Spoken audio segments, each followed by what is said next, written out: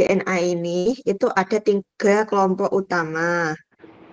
Yang pertama itu ada direct enzymatic repair, itu menggunakan enzim ya kalau nggak salah. Terus habis itu ada single strand damage repair, ini cuman memperbaiki yang satu satu untai aja. Terus kalau yang double strand itu berarti 2 untai yang diperbaiki. Kita lanjut ke direct ya. Ini tuh fotoreaktivasi, artinya dia menggunakan cahaya untuk untuk perbaikannya. Nah, ini tuh untuk memperbaiki dari peristiwa timing dimer dengan menggunakan cahaya yang visible, bukan cahaya yang tidak kelihatan. Nah, ini tuh fun fact-nya hanya terdapat di organisme prokariot. Nah, jadi mekanismenya ini namanya enzim fotoliase. Dia tuh dikode sama PHR, gen PHR. Aku kurang tahu itu gen apa, lupa.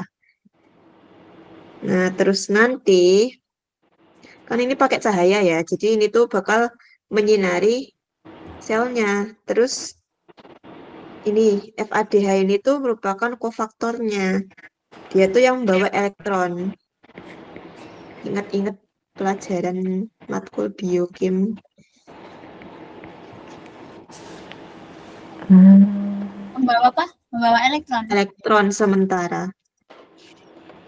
Nanti jelasnya di bawah ini. Nah, ini loh fotonya aktivasi. Jadi awalnya ini DNA normal, terus habis itu rusak.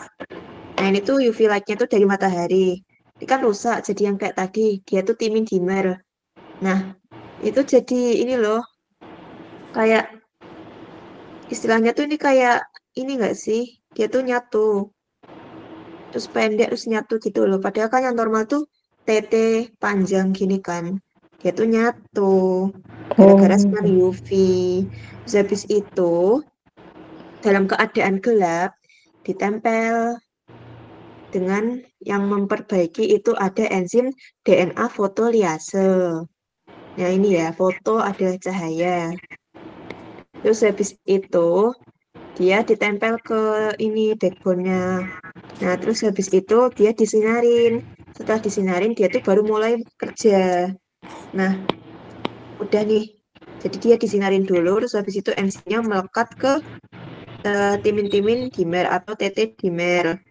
Nah, dia kerja. Terus ini yang awalnya nempel gini tuh jadi putus kan. Terus habis itu normal deh. Terus nanti enzimnya keluar lagi gitu. Singkatnya gitu ya.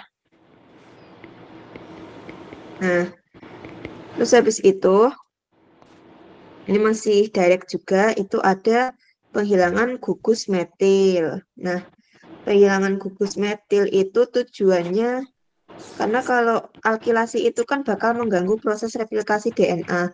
Alkilasi itu penambahan gugus alkil yang dimana kayak metil, asetil, itu kan kayak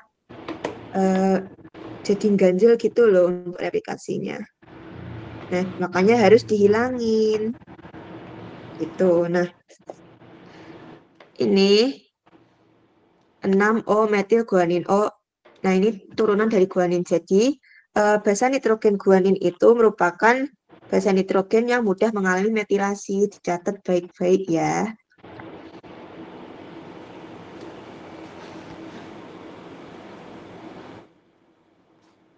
Nah, ini nanti intinya dia bakal dari yang benar tuh GC malah menjadi AT. Si guaninnya ini tuh malah jadi pasangan sama timin. Terus kalau TA ini tuh replikasi berikutnya tuh jadi ini kan jadi tak benar ya. Terus ini mekanisme secara ringkasnya ada di sini. Nah, itu nanti bisa dipahami sendiri. Nah, ini gambaran besarnya kan ada, kalau ada gugus metil kan jadi kayak ini loh, ganjel kan kalau mau direplikasi itu nggak enak sama enzim polimerasenya, DNA polimerasenya. Makanya harus dihilangin dengan cara ini enzimnya. Enzimnya tuh ada gugus SH. SH itu apa? Sulfihidril. Oke, Ya, sulfhidrin. sulfihidrin. Nah, itu nanti bakal nempel di sini. Dia nggak butuh gelap atau terang gitu ya. Pokoknya dia tuh nempel aja di backbone. Terus dia tuh ngikat metil dari gugus SH-nya ini. Hanya buat perikatan si metilnya ini. Terus habis itu dia dibawa pergi. Nah, udah deh. Mekanismenya sih simpel itu ya, guys ya. Nah, terus lanjut. Ini ada single strand. Itu artinya untaian tunggalnya itu yang diperbaiki. Dapat dikenal juga sebagai excision repair. Nama lainnya ya, jadi jangan bingung. Single strand damage repair itu sama aja excision repair. Nah, itu eh, dikategorikan, ini bisa dibaca sendiri, ini tuh dikategorikan ada bahasa base excision repair atau BER atau nucleotide excision repair. Itu yang BER sama NER itu loh. Nah, itu bedanya apa kita bakal lihat di bawah.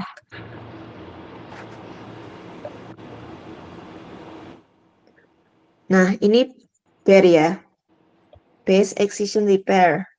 Ini tuh dia tuh bakal memperbaiki DNA yang rusak gara-gara alkilasi, deaminasi, oksidasi sama kehilangan suatu basa. Ya, kayak balik lagi ke yang mutasi tadi itu. Itu mekanisme perbaikannya. Nah, jadi mekanisme secara singkatnya tuh gini. Itu ada yang namanya depurinasi sama deaminasi. Terus kalau depurinasi itu kehilangan basa purin. Gimana ya? Pokoknya hasilnya tuh dia jadi inilah.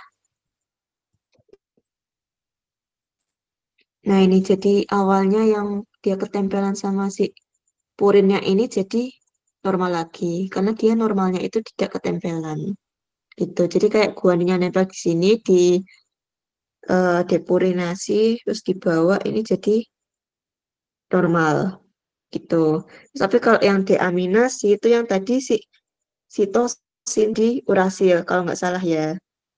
Ini yang dari sitosin itu kan ini ada NH2 amino. Terus habis itu dia gugusnya tuh diganti jadi double bond. Oh, makanya dia urasil gitu.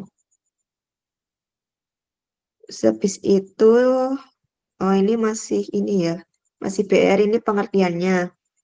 Jadi kalau BR itu perlu di highlight, dia tuh berjalannya tuh bisa di eukariot sama prokariot.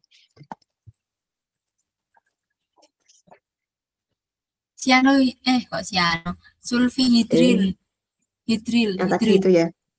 Oke. Nah, ini mekanismenya. Ini tuh enzimnya yang namanya urasil DNA glikosilase itu mendeteksi urasil di DNA. Yang dimana kalau urasil itu kan di RNA bukan di DNA. Jadi kayak salah tempat aja gitu loh. Nah, terus habis itu dia dia apa ini nih? Hmm, Kar, kalau catatanmu gimana Kar ini? BER aku memperbaiki DNA basa yang rusak oleh alkilasi, deaminasi, oksidasi, loss bases. Gitu doang. Oke. Ini tuh deaminasi itu dari sitosin ke urasil. Hmm. Oh, berarti Oh, ini tuh dia yang tuh bener. Yang bener ini deh yang sorry. Tuh kira tadi yang salah ini. Jadi itu kayak yang berbeda ya bener itu berarti. sitosin. Iya, Depuran, heeh. depurinasi sama deaminasi itu dua proses yang beda kan, nggak ngelanjutin kan? Iya, enggak. Beda ini. Oh. Antara dia kehilangan gugus purin sama pengubahan jadi urasil. Oke. Jadi ini hasilnya nanti tuh namanya apurinic apirimidin site.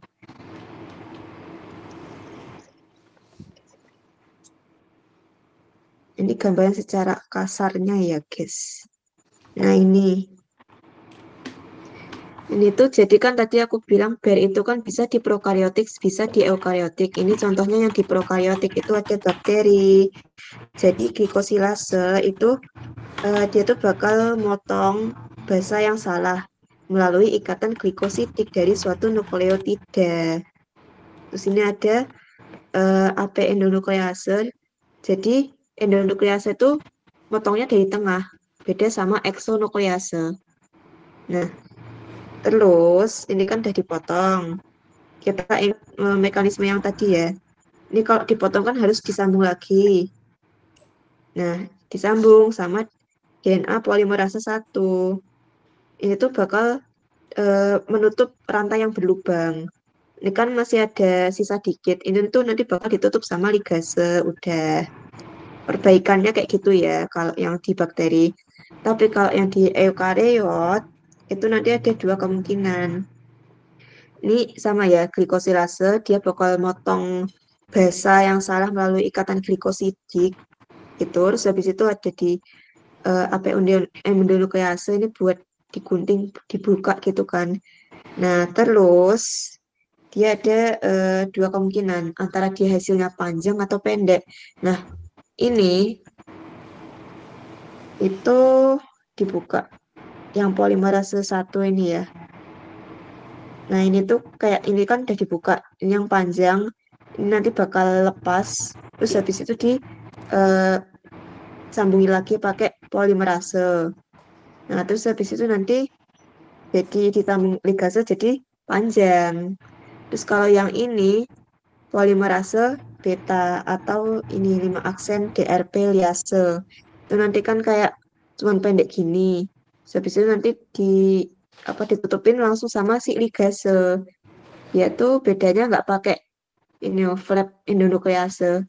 Oh ini kalau ada kata-kata endonuklease berarti itu dia ada perpotongan. Ini kan nggak ada ini kan nggak ada endonukleasenya. Berarti dia kayak cuman kosong aja gitu loh. Nah makanya bisa langsung nggak perlu apa ya nggak perlu di polimer.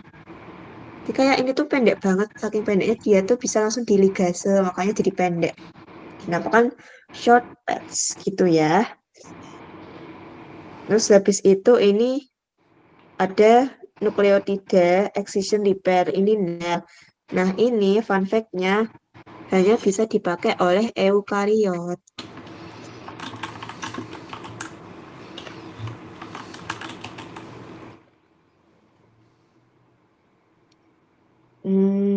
Ini bisa dibaca sendiri ya. Jadi kayak intinya di bawah ini ya. Nah, jadi mekanismenya, sistemnya ini tuh dia tuh mengenal bagian yang rusak dulu. Aku tulis aja. Yaitu nanti ada gambar lagi di bawah itu yang perjelas. Jadi dia tuh mengenal bagian yang rusak dulu, bagian dari DNA.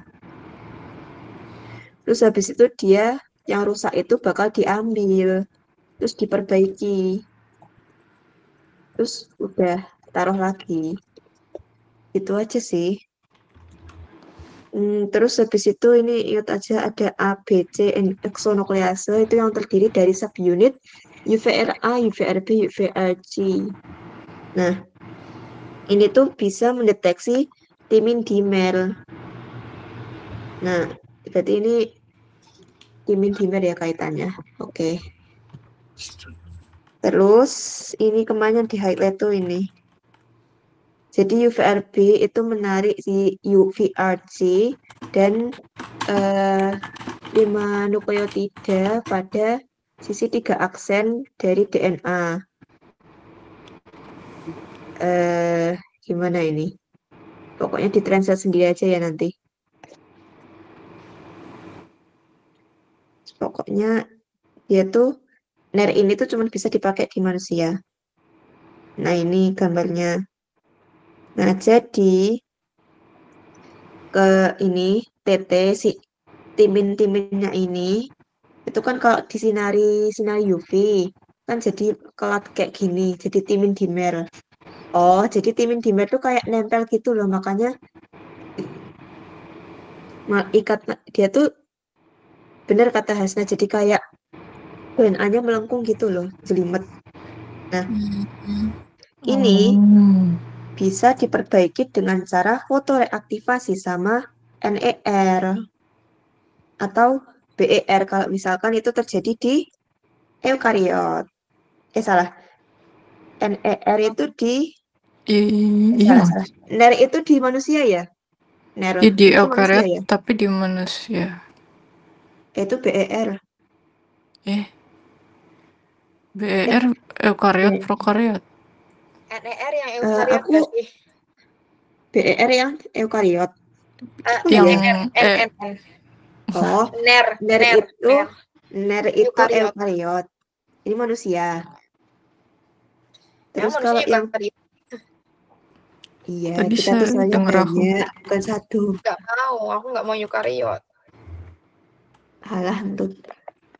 Terus Udah jadilah pokoknya prokariot. kalau jadi timin-timin itu bisa diperbaiki dengan foto reaktivasi sama NER-BR ini. Gitu. Nah, ini mekanismenya ya. Jadi kayak ada DNA yang rusak. Terus habis itu ini kayak ada ini loh. Dibuka gitu kan. Terus ini ada nuklease eksis. Pokoknya ini bakal diangkat. Terus habis itu diambil yang rusak, bakal diperbaiki. Terus ditempel lagi gitu. Singkatnya gitu ya. Terus ini mekanisme yang lebih lengkap. Salah kelewatan. Jadi tuh misal aku bahas yang NER. Ini kan ada yang namanya si timin dimer. Ini tuh ada dua UVRA sama UVRB. Ini bakal masuk ke nempel ke ini loh jadi tengah-tengah si double strand DNA. Terus ini UVRA-nya kan bakal keluar. Nah, ini tuh kayak jadi penanda. Penanda buat kayak ini loh yang bermasalah di sini. Nah, ngasih tahu ke si UVRC. UVRC itu datang. Nah, terus habis itu udah kan, dia tuh datang langsung tahu terus buat ngilangin. Nah, jadi itu yang ini di catatanku si enzimnya yang hijau ini tuh dia tuh membuka rantai nukleotida sebanyak 12 sampai 13 panjangnya. Nah, ini. Nah, keangkat nih loh. Terus habis itu udah yang kosong itu langsung diisi sama polimerisasi satu sama ligase gitu. Ya bisa dicermati sendiri ya. Terus habis itu ini sama aja. Kayak diaminasi ini pirimidin dimer gitu. Yuk lanjut kita ke mismatch repair. Ada lagi kamu. Ini tuh apa ya? Kita langsung ke gambar ini aja. Jadi tuh mismatch repair ini tuh kayak diperbaiki DNA-nya, cuman pakai penanda yang mood-mood itu loh. Bentar. Wah, ada catatannya enggak ya?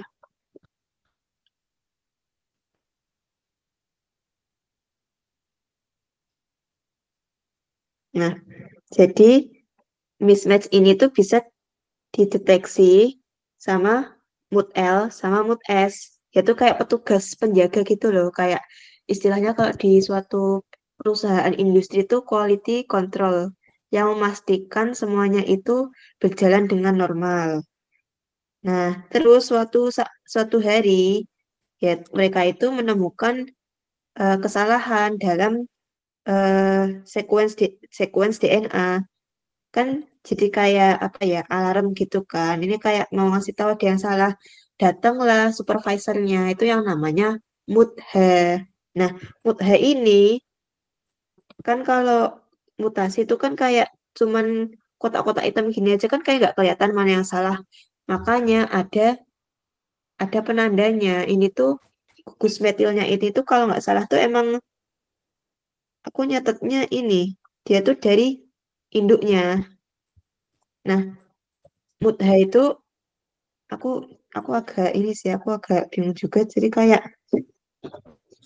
mau memperbaikinya tuh kok kayak yang salah tuh yang mana? Nggak dijelasin juga di sini jujur. Tapi yang Kalau jelas gimana? catatanku enggak sih, notulensi sih. Mood S sama mood L itu mengenali bahasa salah. Terus mood H memotong untai baru yang belum termetilasi. Eksonuklease ada eksonuklease nggak? Eksonuklease tuh motongnya di ujung. Ye. Menghapus segmen salah. Jadi itu yang salah yang mana? Yang salah yang dikenali sama mood S tuh. Ya mood S mana mood S? Ya itu Aku sama bingung atau yang salah tuh yang mana? Ini po, warna ini po. Yang biru. Faulty base pairing. yang salah yang biru. Biru harusnya sama kuning. Oh, oke. Oh ya benar. Jadi mood S sama mood L itu kan deteksi. Terus habis itu masih tahu sih mood H. Mood H ini buat Yang motong. motong. Tapi karena biar dia tahu tuh, dia tuh mengenali gugus metil. Jadi dia kayak motong isi DNA yang belum jadi sempurna.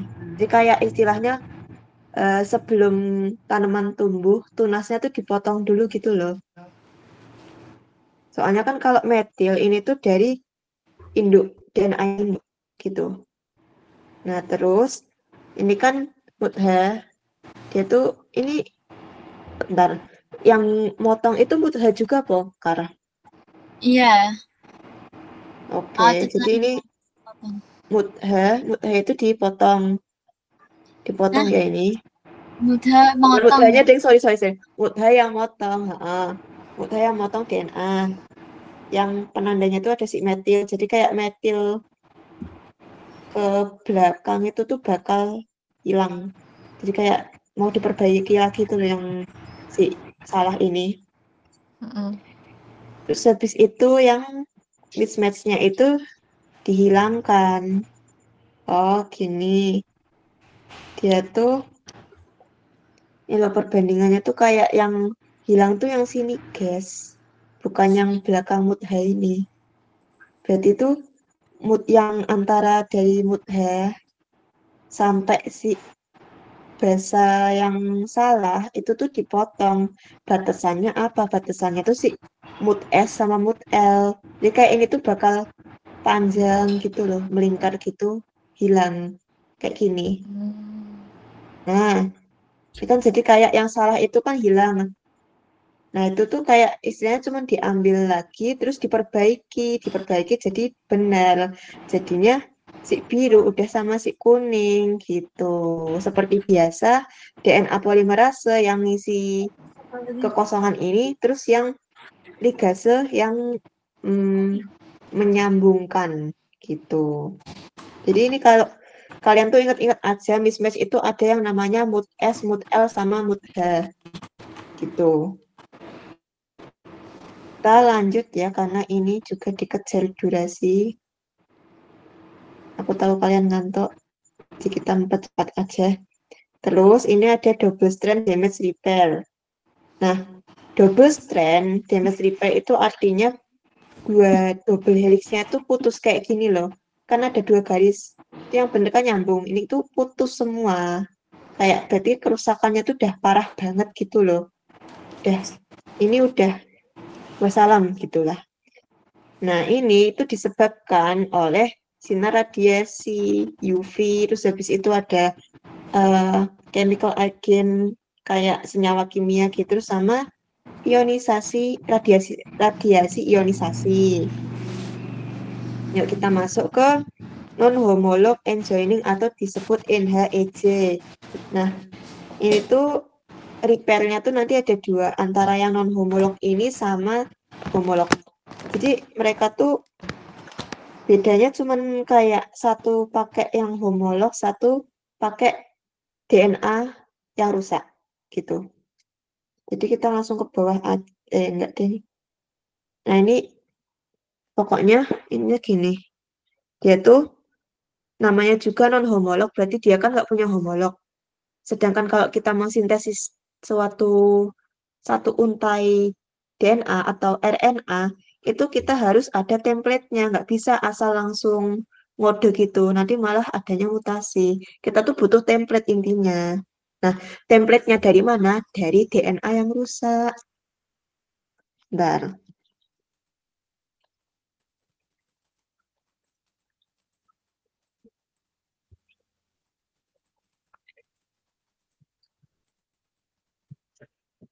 Ya, gini ya.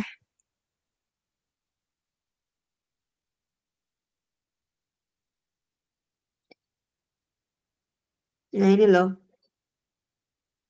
Initiated by recognition and binding of Q protein to the broken DNA. Ini tuh dibaca aja yang menginisiasi siapa. Jadi itu protein Q namanya. KU, KU, KU. Nah, jadi DSB ini tuh kepanjangannya, kependekan dari double strand break. Double strand break itu ya untainya tuh putus gara-gara tadi itu kayak misal sinar UV. Terus habis itu ada sinar UV, pokoknya terus chemical agent gitu dan sebagainya macam. Nah, ini bakal dibenerin sama ini proteinku. Jadi proteinku-nya bakal masuk ke DNA-nya ini. Terus habis itu eh, mereka tuh kayak jadi penanda buat dipanggilnya si NHEJ. Itu nanti ada DNA PK sama enzim ligase ini. Nah, ini tuh kan udah ya, istilah kayak mereka bekerja sama untuk menyambungkan DNA yang putus. Itu apa ya, perbaikannya tuh lebih lama. Soalnya kan kayak double strand kan, jadi kayak lebih berat lagi. Nah, ini kan masih, kalau udah selesai kan mesti kayak masih nempel gitu kan. Si, hmm, pokoknya tuh apa ya yang masih nempel tuh, bentar, bentar. Aku tuh nyatetnya tuh kayak proteinnya tuh ujungnya tuh masih gantung gitu loh. Terus habis itu kalau udah selesai tuh dia kayak harus dibikin biar nggak gantung. Jadi untaiannya bener gitu. Si Di catatan itu kalian kah? gimana? Kalau di Catatan notol itu kalian gimana? protein KU70 itu atau Mm-mm. 80 itu dia megangin dulu sih yang kanan kiri itu.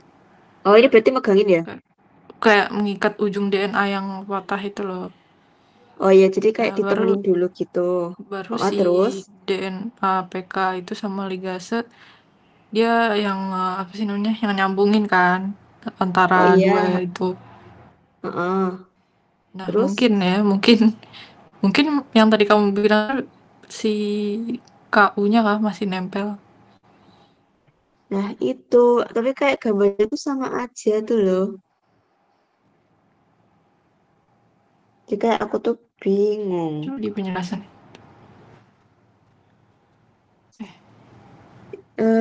Ini. Ya ini tetap sama aja bakal diligase, disambungin lagi pakai enzim ligase. Apa ya? Karisma, ini catatanmu ada nggak? Atau siapapun?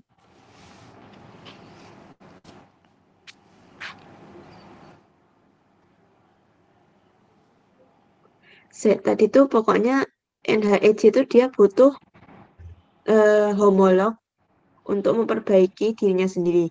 Nah, homolognya itu diperoleh dari DNA yang rusak.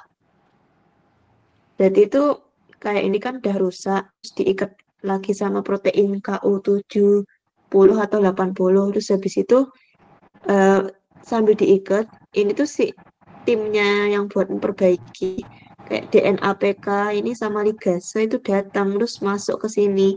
Dia bakal memperbaiki. Nah, disebut non homolog karena dia kan butuh homolog dari DNA rusak. Nah, mungkin DNA rusaknya itu ya ini tuh yang rusak terus kayak cuman tinggal disambungin lagi doang gitu loh. Ya udah, Hmm, cuman gitu aja. Ya, Ya. kasarnya gitu ya. Nanti bisa kalian perdalam selama beberapa jam atau menit. Nah, terus lanjut ya. Ini ada homolog recommendation. Recombination itu tuh intinya kayak dia tuh memperbaiki pakai DNA homolognya. Nah, jadi tuh yang warna kuning ini tuh DNA ibu, paternal itu DNA ayah. Mereka berdua ini tuh sama-sama homolognya. Terus yang dari DNA ibu pecah tuh. Ini pecah, terus habis itu ini ya kayak replikasi biasa gitu kan. Terus habis itu ada perpanjangan si untainya ini. Jadi kayak bentuk biar diperbaiki tuh bentuk ini loh. Kayak yang lingkaran-lingkaran pas awal tadi itu. Nah, terus sintesis sintesis habis itu ya ini jadi kayak ini sih karena dia udah punya cetakannya jadi kayak bisa langsung memperbaiki replikasi diri gitu. Nah, sementara gitu. Terus habis itu ini ada pair homolog recombination. Nah, jadi itu extensionnya DNA itu disintesis menggunakan sister chromatic sister template. Ini cuman fun fact aja ya. Ini kayaknya kalian bisa baca sendiri. Pokoknya itu sama kayak atas ini. HL juga. Nah, terus ini ada double strand yang jenisnya tuh SOS.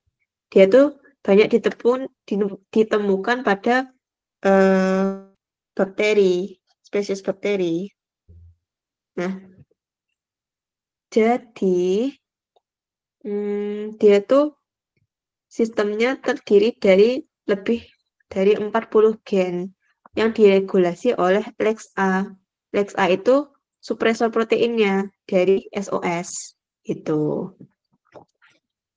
Represor, maaf. Represor proteinnya. Terus, ini tuh, ini. Dia tuh hasil outputnya bakal menyebabkan single-stranded ssDNA atau double-stranded. Gitulah. Terus habis itu ini tuh SOS response cara kerjanya. Jadi itu kayak DNA-nya kan rusak. Nah, ini kan rusak kan. Terus habis itu dia ada dua kemungkinan. Dia bisa DNA repair atau gagal. Nah, kalau yang bisa DNA repair itu kan gen RECA-nya kan inaktif. Terus bikin LEX-A itu makin banyak dengan bentuk yang sempurna. Jadi LEX-A itu eh, gunanya tuh untuk menghambat si gennya ini tuh jadi SOS gitu loh. Jadi kalau dalam virus, SOS gene itu tuh fungsinya untuk memproduksi eh SOS gene itu merupakan apa ya sesuatu yang harus mereka tuh banyak-banyak peroleh tuh loh. Soalnya kan kayak sumber ini loh, sumber masalahnya. SOS gene itu tuh dipakai buat replikasi DNA atau RNA virus. Makanya bahaya juga. Terus habis itu ada skenario lain. Kalau dia gagal, nah dia tuh bakal ekspresi reka protein yang bikin LEX-A itu jadi breakdown, putus. Terus habis itu dia bakal apa ya? Hmm, dia tuh bakal oh, jadi tuh kalau yang benar, bentar, aku mau ngecek catatan bentar, bentar, bentar. Jadi itu yang benar kerjanya LEX-A itu menahan agar si SOS ini tuh tidak jalan atau tidak disintesis. Jadi dia kan tertekan, jadi kayak supresor gitu loh. Terus kalau yang LEX-A-nya ini rusak, otomatis kan nggak ada yang menekan pertumbuhan, nggak ada yang menekan pertumbuhan si dari ini, yang virus atau bakteri yang udah replikasi lewat ini. Jadinya kan ya over populasi si virus sama bakterinya atau penderitanya dalam jumlah banyak gitu. Makanya SOS gene ini itu sebisa mungkin tidak boleh bisa terekspresi gitu. Karena tubuh kita tuh tidak memandang kayak kamu tuh yang mana yang virus, yang mana yang bakteri itu kayak ya apa ya harus saling mengenal gitu lah. Terus ini ada DNA apa ya? Ini juga terdapat peran DNA polimerasase yang nomor 5 sama 4. Aku kurang tahu itu. Terus ini penyakitnya, masuk ke penyakitnya. Dikit lagi semangat. Ini yang tadi ada kanker aging, terus habis itu neurodegeneration, contohnya ada Huntington sama Alzheimer. Terus ada membran endotelial yang rusak, terus habis itu sama ada toksisitas jaringan. Nah, ini bisa dibaca sendiri. Ini juga, terus ini. Nah, penyakitnya itu yang pertama ada Xeroderma pigmentosum. Ini kayak yang tadi lah. Hmm, ya ini kayak yang tadi. Nah, ini tuh jadi menyebabkan dia tuh nggak mampu untuk memperbaiki timin-timin. Jadi kan yang awalnya timin-timin itu bisa diperbaiki, dia tuh nggak mampu.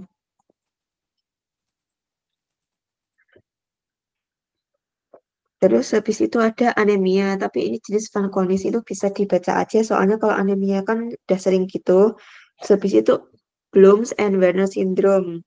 Ini tuh kan tadi kan udah aku jelasin kalau dalam replikasi itu kan ada enzim helikase. Nah, pada penyakit ini helikasenya malah mutasi. Jadi itu malah nggak ada yang buka DNA, malah dia tuh diikat ini. Sad banget. Terus ini ada Livromeni. Nah, ini tuh jarang, tapi kayak kalau ada mesti di jaringan-jaringan ini. Jaringan-jaringan tubuh kayak dada, jaringan lunak, tulang, siapa pokoknya gini lah. Terus ini udah ya, sickle cell disease. Pokoknya bisa dibaca lagi ini. Terus habis itu ada kanker darah atau leukemia, tapi ini yang udah parah. Jadi ini aku kurang tahu ya mekanismenya kayak gimana. Pokoknya ini dari stem cell-nya ini bisa ya pokoknya bisa dibaca sendiri aja. Pokoknya ini tentang kanker darah. Oh ini. Jadi ini apa yang salah? CML itu tuh eh ini kok nggak bisa ditandain?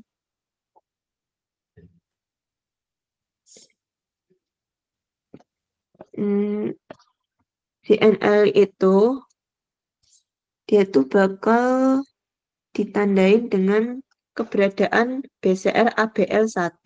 Itu yang mana aku tidak tahu. Pokoknya dipahamin aja.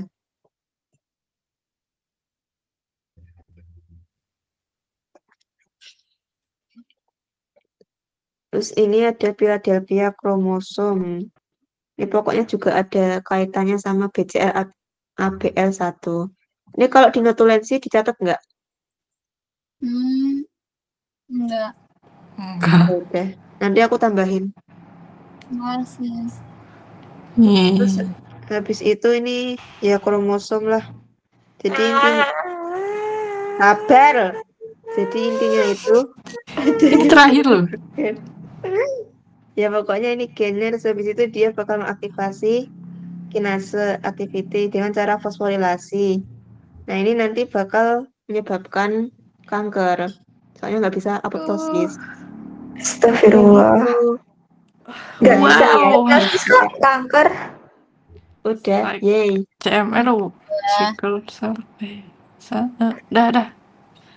Terima Udah kasih. sekian, terima kasih. Terima kasih Helga. Berarti kurang P yang Bu Puji doang kan? Itu Ya. bisa di Itu ini banyak sendiri kan. Oh, yang PCR itu ya. Oh, Itu mah sorry Cak, aku nggak dengar kamu. Jadi SH itu yang sulfihidril tuh loh. Dia tuh yang bakal membawa gugus metil keluar.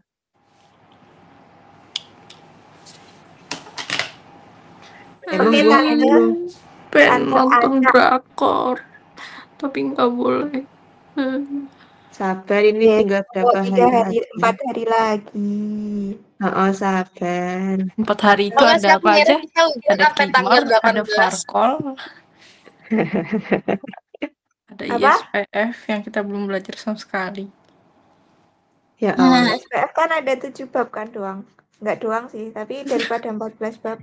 Doang. Daripada Doang. 14 bab. Hehehe. Ini udah po, Makasih. kalau udah mau aku mematiin si ininya. Pokoknya Rekodnya. jangan lupa like, comment, and And subscribe. subscribe. Yeay. Bye-bye.